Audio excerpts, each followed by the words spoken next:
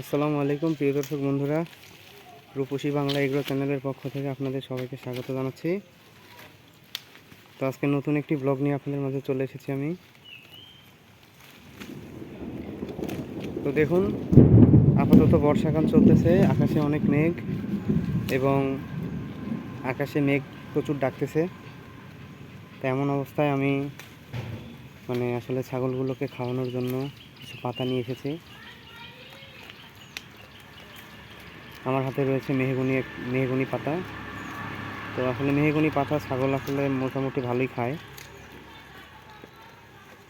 দেখুন বন্ধুরা, ছাগলকে মেহগনি পাতা দিয়েছি, আল্লাহর রহমতে আমার ছাগলগুলো খাচ্ছে আলহামদুলিল্লাহ।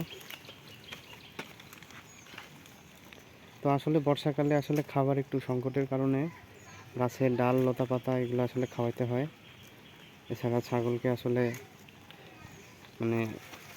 এই খাওয়ায় ছাগলকে খাওয়ায় আসলে তাদের তৃপ্তি আনানো যায় না, কারণ ছাগল প্রচুর পরিমাণে খায় আলহামদুলিল্লাহ। তো এখানে আমি একটি মেহগনি গাছের ডাল নিয়ে ছাগলকে খেতে দিয়েছি। দেখুন আমার বন্ধুরা ছাগলগুলো আমার পাতাগুলো খাচ্ছে।